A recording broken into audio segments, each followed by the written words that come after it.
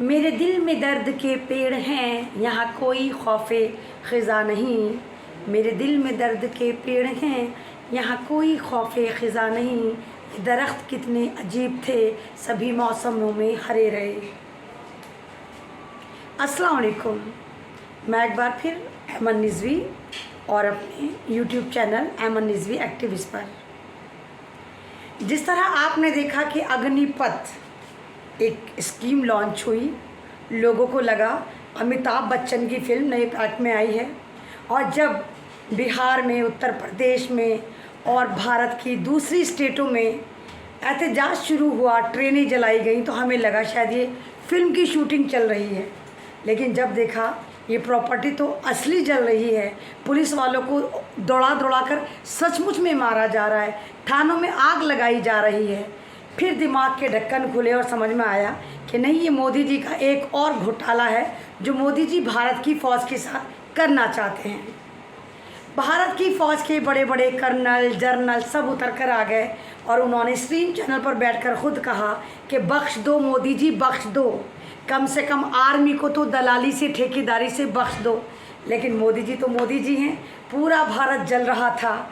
और आपको पता है, आज मोदी जी का एक स्टेटमेंट, एक रैली थी या एक का ये प्रोग्राम था दिल्ली में ही, लेकिन मोदी जी ने 35 मिनट के भाषण में एक बार भी अग्निपथ का कोई फ़ायदा ही नहीं बताया। लागू करा और एक तरफ हुए। बिहार, जहाँ डबल इंजन की सरकार, वहाँ के एमपी, वहाँ के एमएलए, वहाँ के जो और बीजेपी के कार्यकर्ता हैं, सब बिलों में घुस गए और सब कह रहे हैं कि घर से बाहर मत निकालना, नहीं तो ये अग्निवीर, जो पहले ही अग्निवीर बन गए, अग्निपथ ज्वाइन करने से पहले ही जो अग्निवीर बन गए और तमाम अग्निपुत्र बनकर पूरे भारत को तबाह कर रहे हैं, नहीं तो ये हमें मार डालेंगे। कमाल की बात यह है, जिस पुलिस की ये दुहाई देते हैं, जिस पुलिस पर ये फ़ख्र करते हैं, जिस पुलिस का इस्तेमाल हमेशा मुस्लिम समाज, दलित समाज को मारने में इस्तेमाल करा जाता है, अब यही बीजेपी के एमपी, नेता, तमाम वर्कर कह रहे हैं कि हमें पुलिस पर यकीन नहीं है, हमें स्पेशल फोर्स चाहिए, हमें सिक्योरिटी चाहिए, हमें Y+ सिक्योरिटी चाहिए। और बिहार में सर्कुलेशन निकल गया है, बिहार छोड़ के भाग खड़े हो, नहीं तो ये अग्निपुत्र बनकर हमें भी अग्नि के हवाले कर देंगे।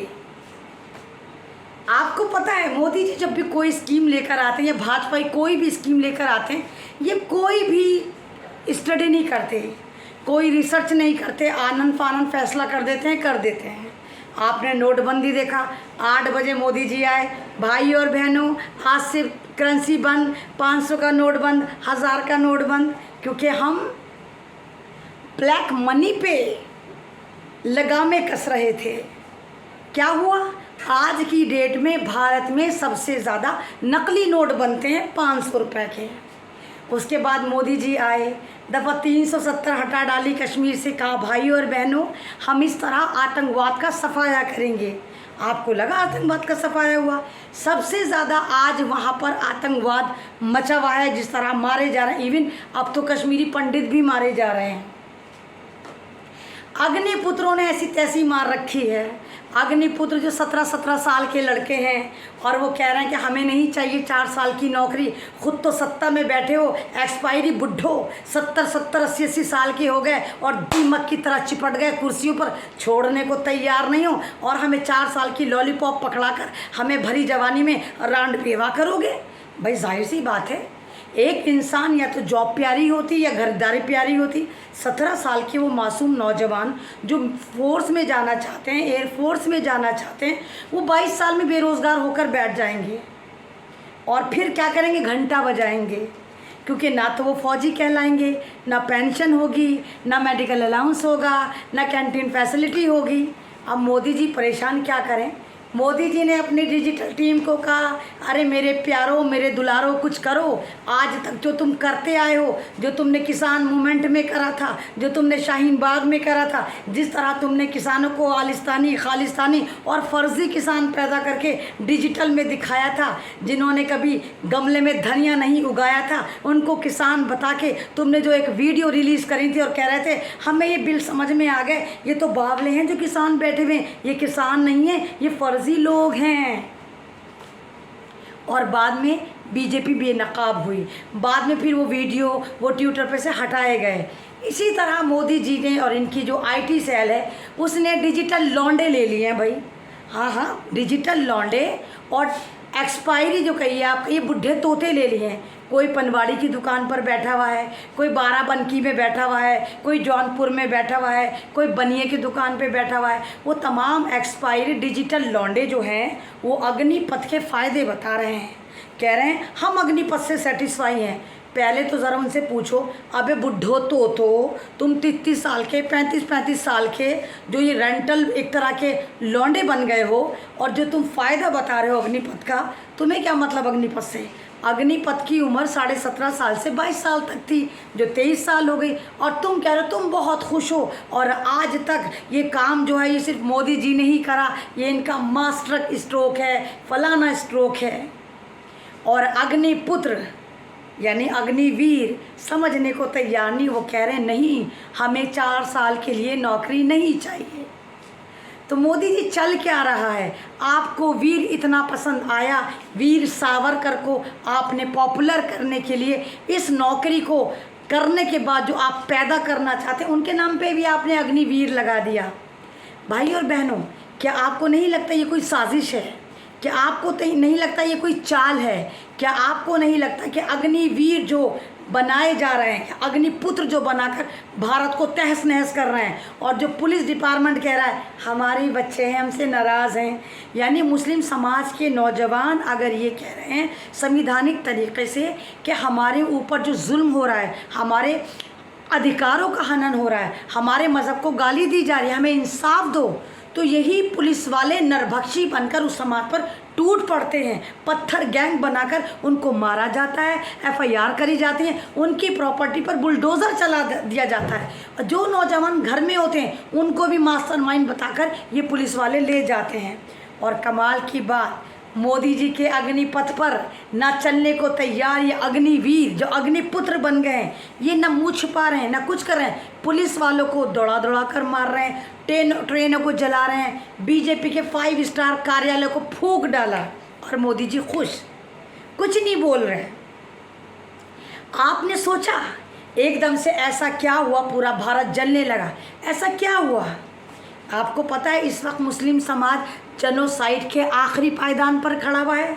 आपको पता है अग्निवीर के आड़ में, अग्निपुत्र की आड़ में ये एक ऐसी सेना बनाना चाहते हैं जो 2 साल बाद, 3 साल बाद, 4 साल बाद एक ऐसी सेना जो इनको चाहिए, जो बीजेपी की रक्षा करे। और बीजेपी के मंत्री भी कहने वाली बात कि ये जो अग्निपुत्र है ना, ये जो अग्निवीर हैं, जो अग्निपथ के थ्रू हमारे यहाँ आगे आएंगे, हम इन पर यकीन करके इनको अपने कार्यालयों में गार्ड बनाएंगे। यानी अग्निपुत्र नहीं होंगे, ये बीजेपी पुत्र, बीजेपी वीर बनेंगे जो बीजेपी की रक्षा करेंगे। आपको मालूम है सारा ड्रामा क्या हो रहा है? ये ड्रामा ये हो रहा है, ये चाहते हैं कि फ़ौज इनको हाई ट्रेनिंग दे और फिर 1 साल बाद ये लोग ज़मीन पर आ जाएं। 1 साल बाद ही भाई, 4 साल पे यकीन मत करिए, 3 साल तो ये ट्रेनिंग लेंगे, 2.5 साल, 3 साल, 2 साल इनकी ट्रेनिंग होगी, फिर ये ज़मीन पर उतरेंगे 1 साल जॉब कर कर, उसके बाद ये ज़मीन पर सरकार के इशारे पे काम करेंगे। 17 साल के बच्चे का दिमाग, 22 साल के बच्चे का दिमाग क्या होता है? इनको फिर वही धर्म की अफीम चटाई जाएगी और फिर ये मुस्लिम समाज को सीधे सीधे टारगेट करेंगे। और ये तो खुद कह रहे हैं, हाँ मोदी जी अगर तुम हमें आतंकवादी बनाना चाहते हो, हम आतंकवादी बनने को तैयार हैं, हम नौकरी नहीं करेंगे, हम आतंकवादी बन जाएंगे, इन पर कोई कार्रवाई नहीं। आपको पता है ये इजरायली पैटर्न पे चल रहे हैं, और अब खुद बीजेपी के नेता इनको समझाने के लिए, अग्निवीरों को तैयार करने के लिए खुद कह रहे हैं अग्निपथ ज्वाइन करो, हमें अधर्मियों को मज़ा चखाना है। तुम समझते क्यों नहीं मेरे देश के नौजवानों, हम अधर्मियों को मज़ा चखाएंगे, तुम्हारे थ्रो चखाएंगे, तुम्हें जॉब देंगे, तुम्हें फ़ौज के बाद हम पुलिस में, सीआरपीएफ में, इसमें ज्वाइन करेंगे। इसका मतलब आप समझते हैं? अधर्मी कौन? यानी मुस्लिम समाज। मुस्लिम समाज को हम मारने के लिए तुम्हें इस्तेमाल करेंगे। और ये पहली बार नहीं हो रहा मेरे भाई और बहनों।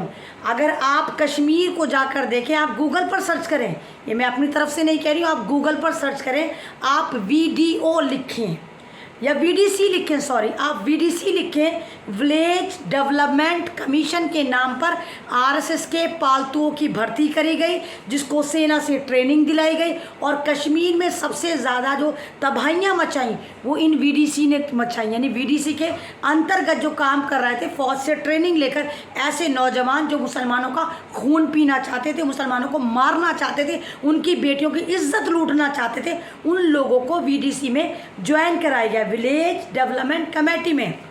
और ये मैंने नहीं कराया था, ये जब 1990 में वहाँ का जो एक गवर्नर था जगमोहन, जो आरएसएस का था, जो बीजेपी पार्टी जब समर्थन से सरकार बनाई हुई थी, उस वक्त इसको वहाँ पर गवर्नर बनाया गया था।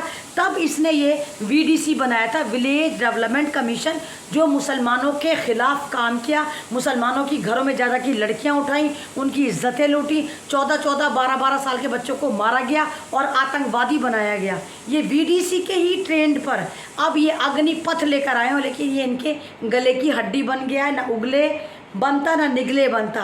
यानी घर को आग लग गई, घर के चिराग से बनाने चले थे अग्निवीर, बन गए अग्निपुत्र, आग के गोले बन गए छोटे छोटे से लड़के, और पूरे भारत की सरकारी प्रॉपर्टी को ध्वस्त कर रहे हैं। ना तो मोदी जी बता पा रहे हैं इस स्कीम के फ़ायदे, मोदी जी को लगा था हम कोई भी तुगलकी फरमान लेकर आएंगे और हम कह देंगे ये फ़ायदेमंद है। मोदी जी आप बताइए, यहाँ तो कहीं नेहरू जी जिम्मेदार नहीं है, कहीं नेहरू जी की आत्मा तो नहीं आ गई, नेहरू जी की आत्मा तो इन लोगों में नहीं घुस गई, यही तो कहीं नेहरू जी तो नहीं है पूरे भारत में आग लगवा रहे, कहीं ये गांधी परिवार तो नहीं लगा रहा, कहीं ये गांधी परिवार की कोई साजिश तो नहीं, ये जो ट्रेनें जलाई जा रही हैं कहीं इसमें भी नेहरू का हाथ तो नहीं। सोचो भक्तों, सोचो और जवाब दो। ये भारत आपका है, ये प्रॉपर्टी भी आपकी है, ट्रेनों में आप सफ़र करते हैं, बसों में आम जनता सफ़र करती है। अगर हमारी पब्लिक प्रॉपर्टी को इसी तरह ये नौजवान जलाते रहेंगे तो होगा क्या? महंगाई बढ़ेगी। और आपको पता है भारत का 70% टैक्स सरकारी कारिंदों, सरकारी एमपी, सरकारी लोगों पर इनको सुरक्षा देने में ख़त्म हो जाता है। और अब जिस तरह के हालात चल रहे, जिस तरह बिहार के हर विधायक को, हर एमपी को Y+Z+ सिक्योरिटी दी जा रही है, तो इनके बाप का पैसा थोड़ी, हो तो आपका पैसा है। अग्निवीर बेचारे जॉब करेंगे, उनको पेंशन नहीं मिलेगी, लेकिन ये तमाम जितने भी नेता बनते हैं, एमपी बनते हैं, एमएलए बनते हैं, इनकी पेंशन चलती है जनाब। अगर एक बार कोई एमपी बना तो पेंशन सारी ज़िंदगी के लिए, दोबारा अगर वो फिर एमएलए बन जाता है जीत कर, तो फिर एमएलए की पेंशन भी, यानी 2-2 पेंशन एक साथ चलती हैं। तो ये 3-3, 4-4 पेंशन खाते हैं, पूरे भारत को यही लूट खसोट रहे हैं। अगर दिमाग लगाना है तो इस तरफ लगाओ कि इन लोगों से किस तरह भारत के ख़जाने को बचाना है, किस तरह इनको जो Y+Z+ सिक्योरिटी है वो ख़त्म करनी है। भारत में दुनिया के सबसे ज़्यादा VVIP लोग पाए जाते हैं, पूरी दुनिया के VVIP लोगों को एक साथ जमा करिए और भारत वालों को एक साथ, भारत के ज़्यादा हैं। और इनकी सिक्योरिटी, इनके ऊपर जो खर्चा आता है वो तमाम का तमाम आपका और हमारा टैक्स होता है, जो सरकार इनके ऊपर खर्च करती है। तो जागो भारतीय, जागो और देखो कि तुम्हारे साथ क्या हो रहा है। अग्निपथ के नाम पे मोदी जी जो मुसलमानों के ख़िलाफ़ एक टीम तैयार कर रहे हैं, जो मुसलमानों का जेनोसाइड शुरू कर दे, और इसके लिए इसीलिए इन्होंने 4 साल चुने कि 4 साल में ये ट्रेंड होकर एक आतंकी बम बनकर आ जाएंगे और फिर भारत में रहकर मुसलमानों का ऐसी तैसी मारेंगे। बिजनेस इनके पास कुछ होगा नहीं, इनको हथियार दे दिए जाएंगे, पुलिस वालों का हथियार छीनेंगे, और जहाँ ये सरकार बोलेगी कुछ पैसे मंत्री संतरी देंगे और ये वहीं तबाहियाँ मचानी शुरू कर देंगे। वीडियो अच्छी लगती है तो उसको आगे सर्कुलेट करिए। मैं अमन निज़वी एक्टिविस्ट के नाम से मेरा पेज है, आपके साथ बनी हुई हूँ और दुआ करिए कि ऐसे ही आपके साथ बनी रहूँ। ज़िंदगी अगर रही, क्योंकि मैं रडार पर हूँ, ख़तरे पर हूँ, तो आपके साथ इंशाल्लाह दोबारा फिर इसी तरह हाजिर होंगी, ऐसी चीखती चिल्लाती, संविधान को बचाती, भारत की एकता को बचाती, आपको अवेयर कराती, फिर हाजिर होंगी। तब तक के लिए अमन रिजवी का आप तमाम लोगों को सतरंगा सलाम। अल्लाह हाफिज़।